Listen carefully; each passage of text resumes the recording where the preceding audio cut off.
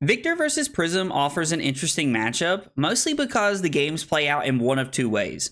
The first way is that Prism overwhelms Victor by swarming the board with a bunch of Spectra Auras and Angels. Now, this is mostly done by using cards like Celestial Reprimand to help your Heralds hit and to go get Figments from your deck.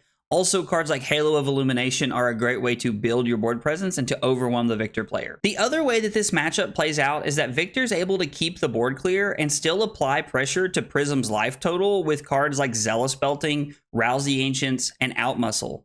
Now, a lot of times you're forced to use your Go Again cards to kill an Angel and then throw your hammer at a Spectra Aura.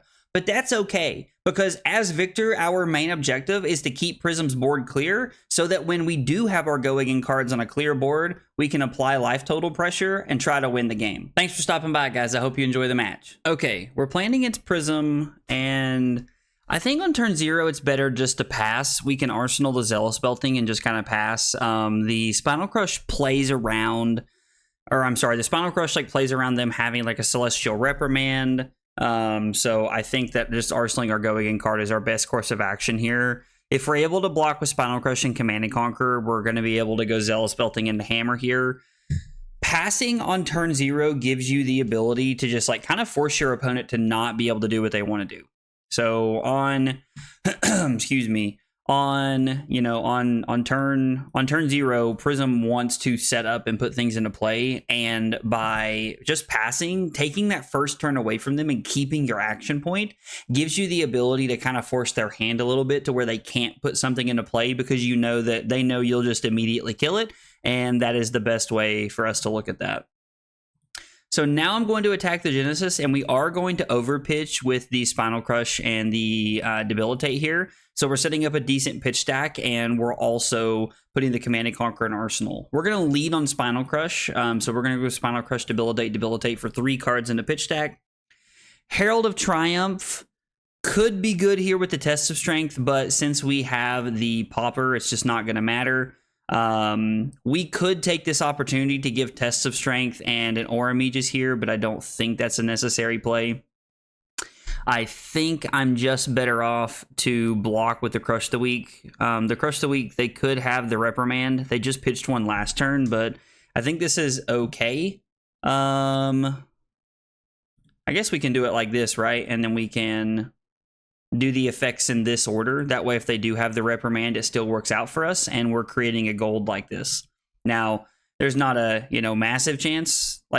They have a lot of 6s and 7s in their deck, so there's no guarantee we win the clash there, but I think it still plays better for us in the long run. I think, pretty happy to just throw 10 Overpower here and destroy our gold. We're only running Test of Strengths in this matchup. We don't have Trounces in here, so I think we're better off to just go ahead and do this. Throw this for 10 Overpower is a good way to push life. Now, this isn't anything they care about, so if they have a good hand, they're just going to pass, but it's still a decent way for us to push some advantage here and start to get their life total down. It's also worth noting that we do have Time Skippers if we get into a bad spot. Having the Command and Conquer in Arsenal, is that a yellow Pummel? Ooh, that's spicy.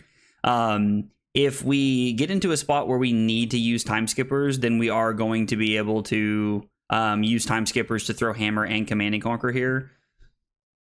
Parable of Humility is the one that needs to go more. Well, I guess we could keep the Spinal Crush, right?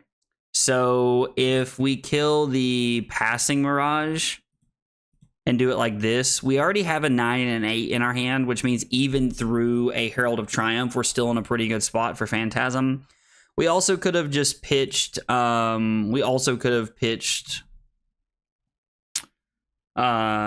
kill the Parable here. By killing the Parable, we would have forced ourselves to be able to block around this, which would have been okay, but so this has Dominate. This is for 5.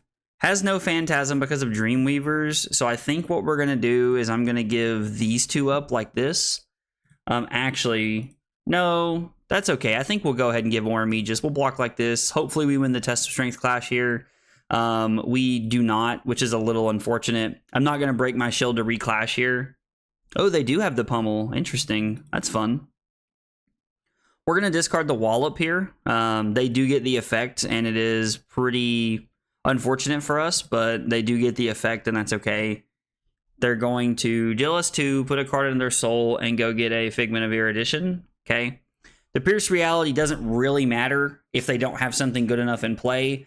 So I'm going to overpitch to swing the hammer at the Parable, and we're just going to pass.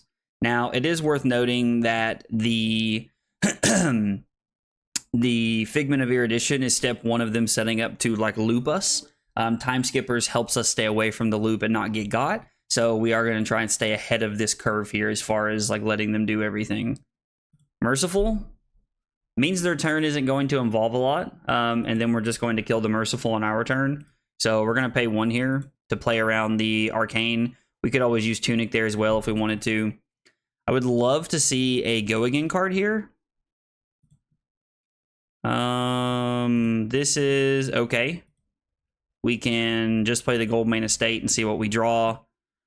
We could throw the Outmuscle at them. Outmuscle is much better if we are looking to throw it at, if we want to throw Outmuscle at an Angel. There's no guarantee that this will have Go Again. So we could throw this at them and then they could stop the Go Again because we don't have a Pummel here. We don't even have any mites to like buff it up to 8 or anything. So I think what we're going to do is I'm going to pitch the Outmuscle here.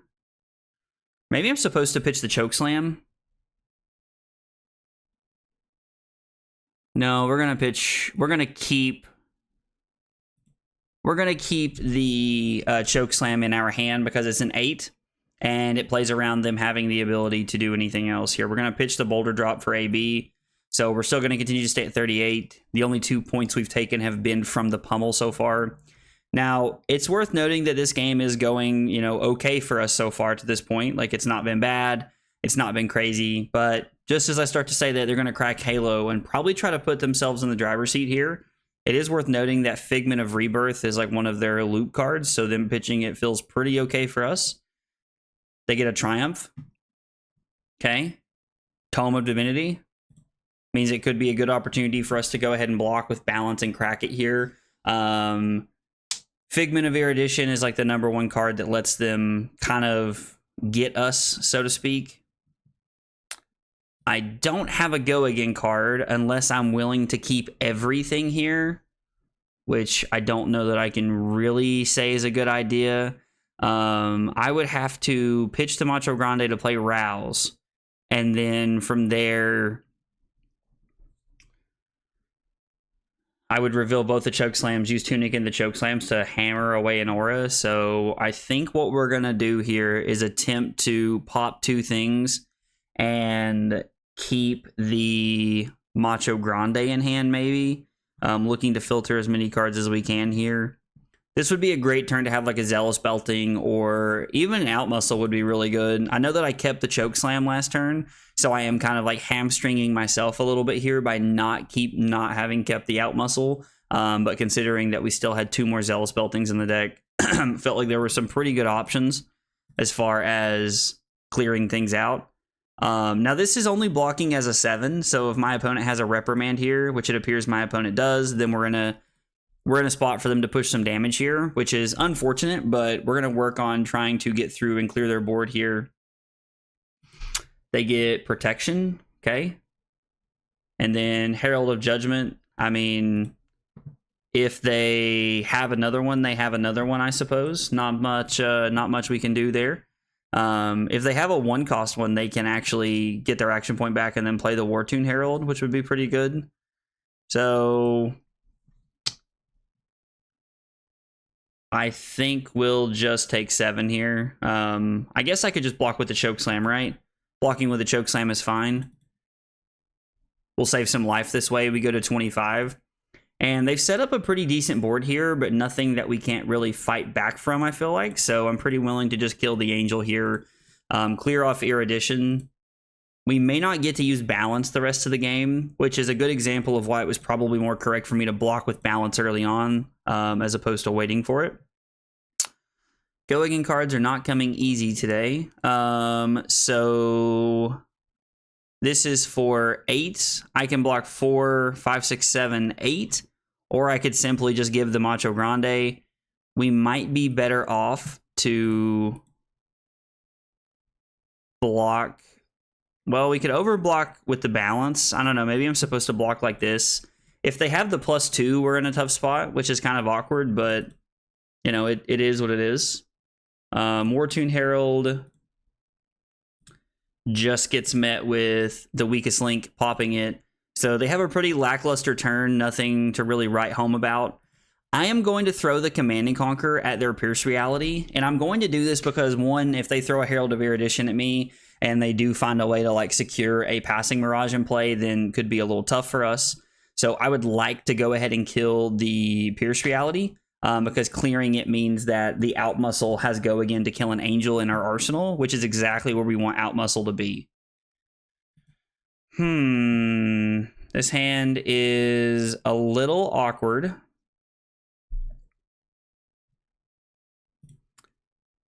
I think I'm going to use Tunic to play Goldmane Estate. This is going to give us a 3rd gold and some more mites here, which does make our hand a little bit better. But that is a little awkward. So, man, drawing another red was really weird. We went 3 reds, a blue, and then another red. That was a little awkward. We can keep the Crush the Weak. I could throw the Crush the Weak at the Parable here. I think that's better than anything else we can do. It allows us to clear all these reds out, and we have mites next turn. So if we are able to keep multiple cards here, we can throw Go Again at our opponent. This is a pretty good looking hand.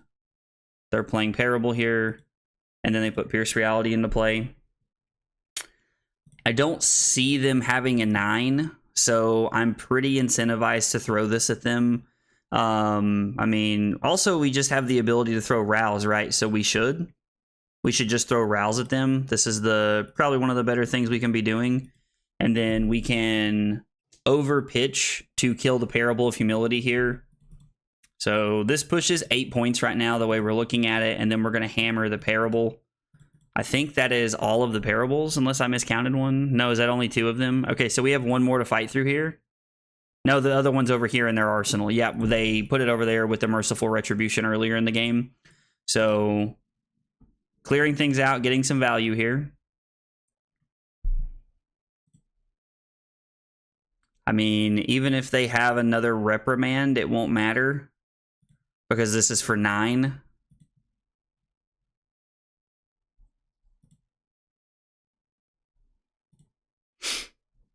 They'd have to have double Reprimand here to be able to push this through, which would be unfortunate, and it is a play they could make, but... Okay, so the passing Mirage. That means we can go E-Strike at them for Go Again. And then we can kill the passing Mirage here with the blue for a hammer. Now, the notable thing about this line is it does open them up to... It does open us up to getting got by a... I'm having a stroke right now. Arclight Sentinel, so that we don't get to kill the passing Mirage, but if they're going to throw Arclight Sentinel at us, it's pretty solid for us, I think. In the long run, I think it's okay. We are going to take one from the Merciful here as it gets put into play, and that goes into their soul. Or no, I guess it will, I don't know. No, it's over here. I thought it would go into their soul, but I guess not. Again, we're still in a spot where we don't have they don't have an Angel for us to kill, so we're just going to be throwing Go Again stuff at them here. I will target them, and we'll put the Command and Conquer on the bottom. I have no interest in throwing this at the Command and Conquer. I am definitely more interested in, or I'm sorry, I have no interest in throwing the Command and Conquer at them. I am more interested in killing their auras here. So we're going to kill Merciful Retribution, which I think is the last one. No? Okay, I guess it's only the second one. And then we're going to hammer the Merciful Retribution, and when the trigger goes on the stack for arcane damage, we're going to pay with we're still going to pitch our blue. So it's good we didn't keep our red. I almost kept the Command and Conquer, the red, to be able to pitch to the arcane damage. Now, granted, we could have just used Tunic here if that would have been the case, but I still think this is a more efficient play line for us, leaving us in a better spot. And again, I don't really feel comfortable throwing the out muscle here, so I'm just going to overpitch these, keeping the Wallop in hand, because if I happen to draw like my third test of strength or something random here, then it's okay. We have the Wallop in hand to block with it. But if not, we're keeping an 8, which plays around Reprimand pretty well. It's worth noting that there is at minimum one more yellow Pummel, probably 2. I imagine if they're playing, like, we've seen 2 yellow Pummels, which means they're probably on 3. More than likely, they're on 3. So, okay, they're going to pitch 2 cards to put Genesis into play, and, yeah, using Vestige of Soul, which means if they had a blue light card there, they would have been able to do some crazy stuff. And they're going to flip Triumph, which is actually pretty okay with me, because if I'm able to keep 2 blues, I can outmuscle into the Angel, and then I can pitch my Titan's Fist into the Genesis. And pretty much no matter what they throw at me here, like, we're okay. We have a popper. We have an 8 popper here. So Triumph is okay for us. This feels like a pretty okay spot to be in. If they just throw the Angel at me, which it appears is what they're going to do. Attack action cards. They don't banish anything. I think I would rather keep my life up here and go this way. Just keeping my life up here, considering that I was like, if they had a Wartune Herald in Arsenal, they could have thrown it at us, but I don't think that was going to be the play.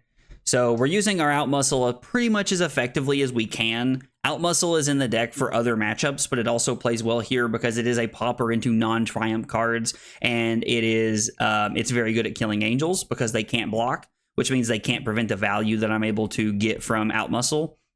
It's probably actually one of my favorite cards to Arsenal in this matchup, as far as, you know, other than like Zealous Belting probably, but Arsenaling Outmuscle is a great place to be in this matchup. Okay. So this would be 7, which means if they did have a Reprimand, this would hit for quite a bit of damage here. Now, I was like, there's 2 Reprimands, so it's like a decent chance that they have one. We take 5 and go to 19, and they put something into play. If they flip, we are actually able to take the damage from the Angel, throw Zealous Belting at the Angel, and then use Tunic and our Outmuscle to kill the Pierce Reality, or whatever else they might put into play.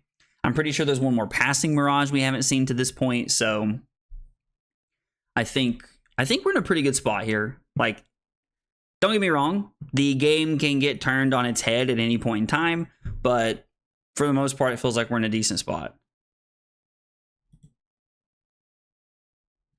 They put Pierce Reality into play, and then they activate Prism, which is ironically exactly what we wanted them to do.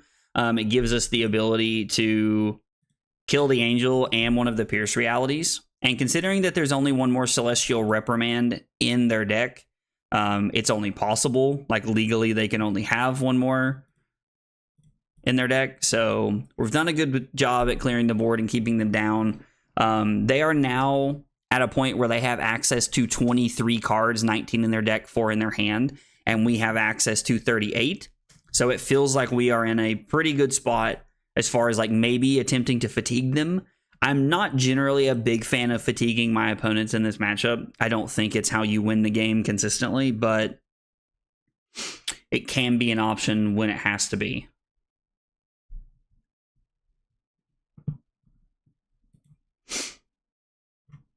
Okay, so this would give them 2 Spectral Shields, which is all fine and good.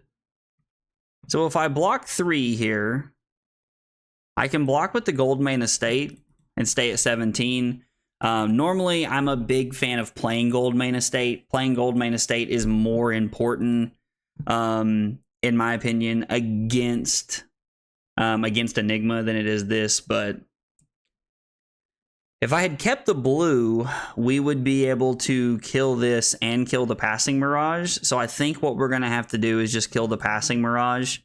We could just block around the first one, right? The only thing that would get us would be Erudition because of the Balance of Justice. killing this feels important, but I think we're better off to kill this. We're going to pitch the Thunk, killing the Passing Mirage. Now, in early days of Prism as Guardian, I was very quick to kill Passing Mirage before anything else, but I don't know that that's the case anymore. That doesn't always feel like the case as I'm looking at it. Feels like this is probably their last reprimand, if I had to guess. So we don't have a 9. We don't have anything. Our 8 is over here. So we don't have anything that plays around yellow reprimand, which is unfortunate, which means I should probably just give them the weakest link here because it's one of the weaker cards we have. Now, if they do have the reprimand here, I will want to block with balance on the next thing and try to get an extra card. But we know that there's no more Figments of Triumph, so it has to be the reprimand from hand. Or from Arsenal if they're going to get us, and they do have it. Okay, so that's the last one. The interesting part is like we might... no, I don't really... We're probably going to have to use Time Skippers here. This is probably the situation where Time Skippers needs to be used to get the value that we need. Because even if they flash in an ALS, we still have 2 action points, so it's okay. Okay, well, this is definitely the turn that we are cracking our Balance of Justice. Balance of Justice is looking very good here. Now, it's worth noting that, you know, they're getting very low on cards, which I'm actually very excited to see. Okay, how many of the eruditions have we seen? There's one there. There is none over there. Have they thrown another erudition at us? Yeah, there's one more erudition left in their deck. Like, I thought we had seen one already.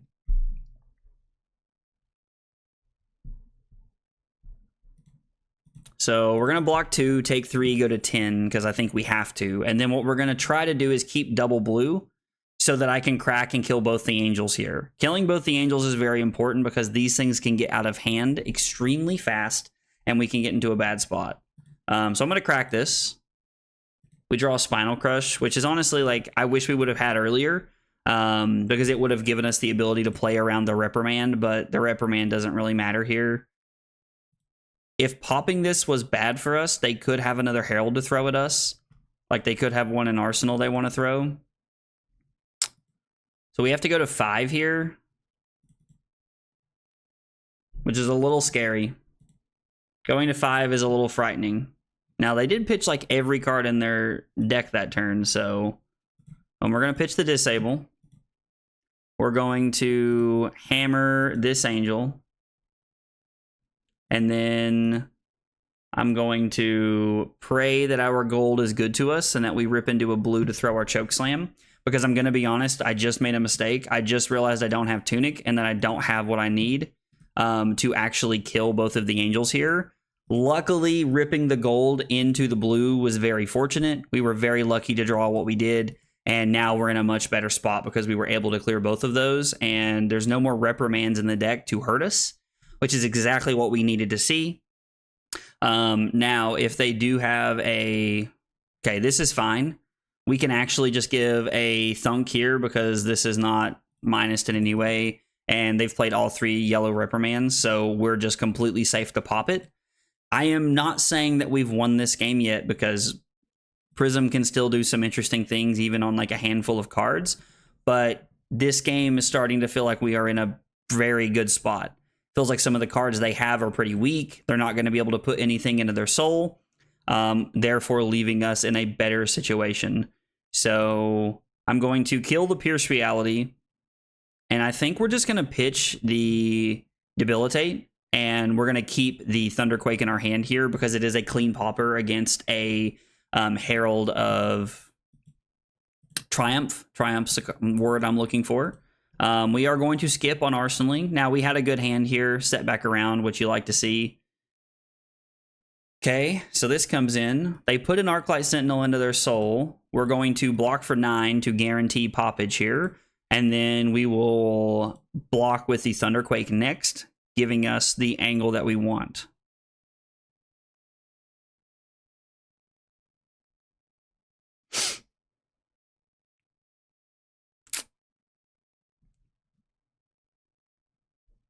Okay, I don't know, maybe Talashar's lagging. No, our opponent's maybe making a decision here. From here, it's just going to be about keeping the board clear and being able to push damage the rest of the way. Knowing that all the reprimands are out of the way is a big part for us. The early game went very well for us. We were able to push some damage. We were able to try and keep the board clear, and we were fighting over the board. Our opponent has done a very good job at getting us down to 5, but they used reprimands to get us there, and we never played around reprimands, which I don't think you can really do unless you're just going to actually die. So the fact that we are here at this point in the game tells me that I think we've won from here, but we're gonna play it safe just to make sure. We haven't seen any soul shields, which I'm kind of curious. I haven't seen them pitch any. I haven't seen them play any. Guess we'll ask our opponent if they're there. At this point, they might have just conceded. They might have truly just realized that this game is over from here.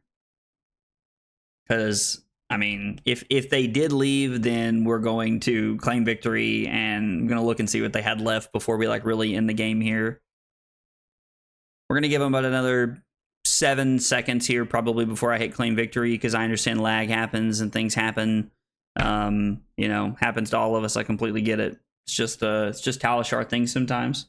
It's just how it be. All right, we're gonna claim victory here. So they did have Soul Shields and an Arclight Sentinel, and they had not really a lot left. They were only on 2 yellow Pummels, surprisingly. What was in their arsenal? A yellow Angelic Wrath. I mean, so they're focusing on like the buffing effect, which is not super great against us. It's more of the reprimands that can get us when we block. I'm not going to say poorly, because I don't think you want to overblock, but when you block with just 1 popper, that can get got by it. On turn 4, I made what could be considered a controversial decision here. I ended up killing the Passing Mirage instead of the Parable of Humility. Now, both of these cards are kill on sight for the most part, but I think most people would agree with you that Parable of Humility is kill on sight first and foremost, pretty much above everything else. Now, Parable of Humility is such an auto kill because it turns all of your blue Chokeslams, your blue Thunks, your blue Debilitates, all of your 6s into non-poppers, which is a real problem. It also turns all of your 7s into non-poppers against Herald of Triumph. Considering that I was able to keep a Spinal Crush in my hand, which I know plays around Herald of Triumph and the Parable of Humility, I made the decision to kill the Passing Mirage. On turn 9, I made the decision to use my Tunic to play Visit Goldmane Estate. In my head, thinking I had 3 reds in my hand. If I draw blue, I'm able to go E-Strike for go again, and then I'm able to kill Parable of Humility with the hammer. Instead, I drew another red, which meant that it was impossible with quad reds to go E-Strike for go again from hand and then throw the hammer at Parable, making my hand really awkward. And looking back on this at a later date, this feels like just clearly a mistake. The value from the mites of Goldmane Estate aren't super important because this isn't Enigma. We're not trying to clear Ward. We're trying to clear Spectra, and mites don't care about that. On turn 14, my opponent made the decision to flip their Angel and then pass, which gave me the ability to throw Out Muscle at their Angel, and then I was able to throw the hammer at Genesis to clear most of the board here. This is a huge W for me because throwing Out Muscle at them as a go-again attack is pretty scary because Prism plays a lot of 6s and 7s and they can shut down our Out Muscle pretty quickly. On turn 17, I made the decision to crack my Time Skippers to try and clear both of their Angels. Little did I know at that moment, I had actually made what could have been a fatal mistake.